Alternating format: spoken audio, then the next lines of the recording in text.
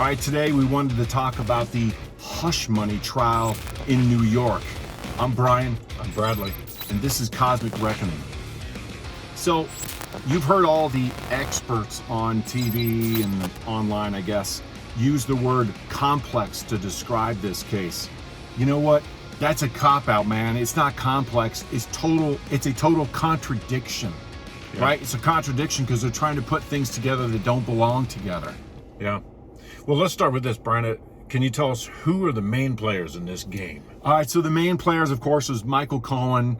He was a lawyer for Donald Trump. The fact is, Michael Cohen is a convicted serial liar, right? He lied to Congress. He lied to the FEC. He lied to the FBI. And there's a reason why the Southern District of New York decided not to bring charges in this case. In fact, the most amazing things, his own lawyer confirms he lied when he sent a document to the FEC when the Federal Elections Commission was looking into this whole payments, the hush money payments. And the lawyer told the FEC this: neither the Trump organization nor the Trump campaign was a party to the transaction with Miss Clifford. That would be Stormy Daniels. And neither reimbursed Mr. Cohen for the payment directly or indirectly. So check that out. Michael Cohen's own lawyer is calling him a liar. All right. Well, okay, but it's his own lawyer, so it doesn't count. Maybe Is that how it works in court? I don't know. I don't know. Sure. Maybe that wasn't a legal document. Well, who else do we have? Yeah, so of course we have Stormy Daniels. She's lied as well, okay? She can't get her story straight. She's never provided any evidence the affair happened, and she signed an affidavit admitting that it never happened. In fact, when called out by the media for the letter where she denies the affair, you have to pay really, really close attention to what she says. She only says that she signed it in distress. Stormy Daniels has not refuted her statement from the letter stating, quote, "It never happened." So think about that. And of course, Alvin Bragg, the district attorney from New York who brought the charges, remember, he ran on indicting Trump. He campaigned on taking down Donald Trump. He gets elected, and what did he do, Brad, after he was elected? He looked at the case first, trying to bring a case, and he declined to bring a case because he couldn't make it a case worth bringing into court because he'd be laughed out of court. Yeah. What happened? He looked at the evidence and found there's no there. So everybody got really upset with him, including the previous DEA. He was upset with Alvin Bragg because Alvin Bragg never brought charges, despite the fact that the previous DA, he didn't bring charges either because he knew there was no there. So now everybody's all upset they didn't bring charges. It's pretty nutso. So, you know, and so what does that bring us to? That brings us to Trump's accusation that all of this is a witch hunt, that it's a political persecution, and that it's all being orchestrated by the Biden White House. Now, Brian, come on. There's no way in hell anyone attached to the Biden administration would get involved in this case because they cannot afford a conflict of interest that would be blatantly obvious to everybody in America. Could they? Now, Dad, blame it. Let's have the whole truth. Ladies and gentlemen of the jury, we give you Biden's hitman, Matthew Colangelo. Colangelo was the third highest ranking official in Joe Biden's Justice Department. That is until he left Biden's DOJ to lead the prosecution of Donald Trump in the New York hush money trial. So, wait a minute. Are we saying that Joe Biden is actually running the prosecution of Donald Trump in New York? No, we're not saying that. No. Joe Biden sent Matthew Colangelo, his third highest Department of Justice official, to negotiate a peace deal between Mexico and Hamas. Wait. So, Stormy Daniels has lied. Cohen has lied. And Bragg has gone back on what he said. But all along, Trump has had the same story, never changed his story. And yet here we are, we're going after Trump. Yeah. Well, guess what? It gets even better. It may well be that Donald Trump's best defense lawyer is doing hard time in prison. Oh, yeah. So, Your Honor, we'd like to insert Exhibit A, Michael Avenatti. You might remember this guy, yeah. the bald-headed lawyer who went on TV, said he's going to take down Donald J. Trump and put him in prison. Yeah. And so he Ran becomes for president. Ran for everybody loved him because he's Yeah. very articulate, and he is. He's a smart guy. He's very articulate. He takes on Stormy Daniels as his client. And goes on national television. Then after the letter came out from Stormy Daniels saying nothing ever happened, he dropped her like a dead weight and stuff. But you are not going to believe what he says about Stormy Daniels and why he stopped representing her.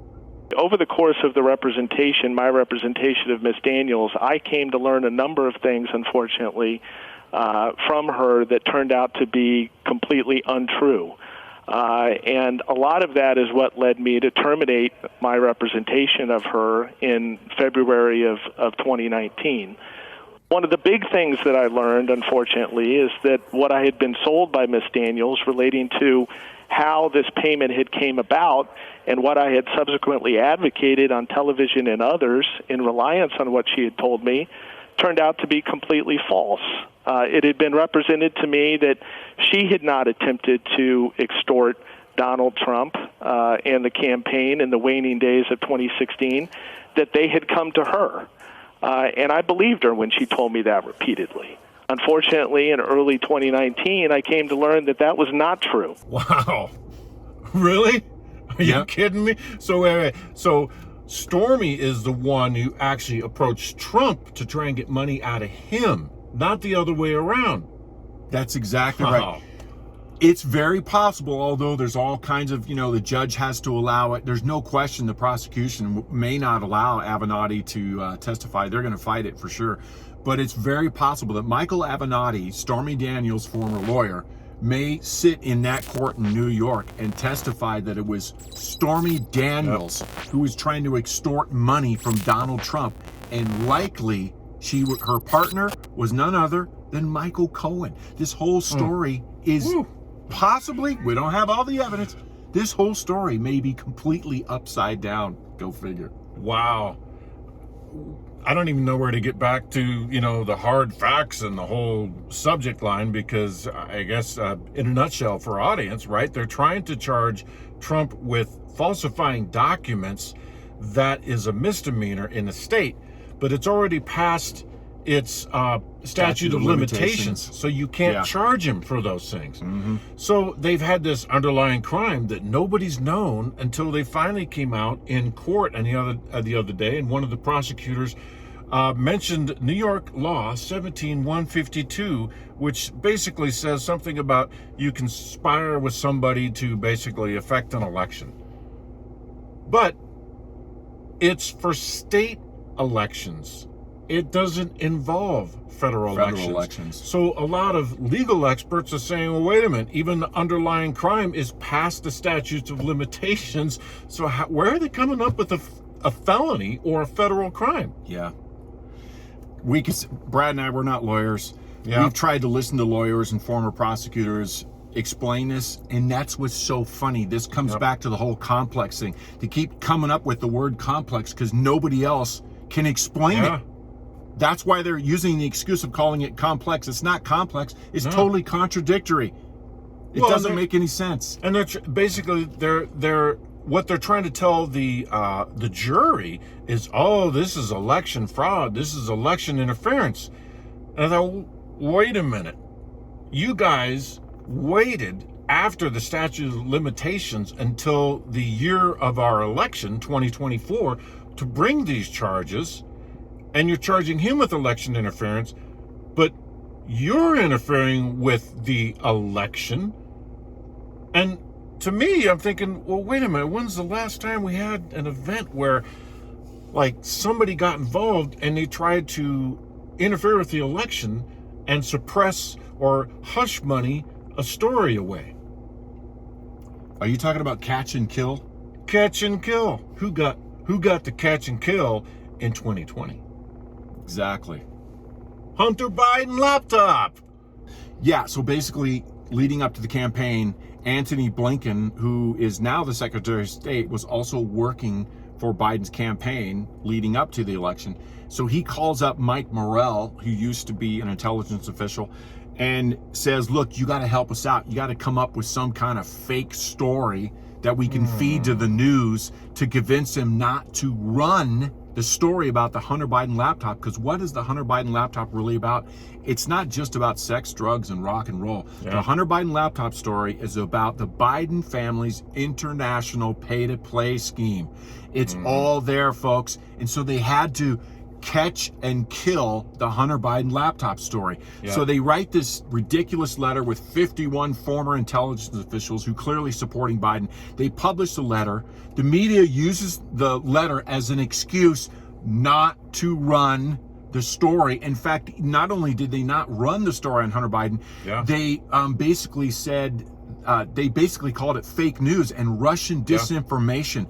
So that, ladies and gentlemen, is the biggest catch and kill scheme ever, and they used it to influence an election. And Brad, you remember, this is important because the polling shows after the election, they did a poll, and there's enough people from the poll that said, had I known about this Biden international influence peddling scheme, a Hunter Biden laptop, I would not have voted for Joe Biden. We actually have evidence that that catch and kill scheme actually gave Joe Biden the presidency. Yeah. So let's go back through this. An NDA, a non-disclosure agreement, which Stormy Daniels signed, is not illegal. Catch and kill in and of itself is actually not illegal. Every campaign does it. The media does it all the time. Right. Well, didn't NBC kill the story of Harvey Weinstein? NBC sat on the story of Harvey Weinstein because it would, I guess, hurt their bottom line, and there are other people connected to Harvey Weinstein. And then the last thing, it's not illegal to influence an election. That's what you're supposed to do. In order to win in an election, you have to influence people through ads and through conversations, to get them through to vote rallies, for to you. get them to vote for you. It's called democracy, people. Yeah. Wow. So you know what? The bottom line is, this is the tabloid trial of the century, right? They took a salacious story, they held on to it, and now they're trying to spin it and weave this ridiculous machination of a state law to a federal law to try to catch and kill Donald Trump's campaign so they can steal the 2024 election. I'm Brian. I'm Bradley. And that's today's Cosmic Reckoning. And remember, think right to live free.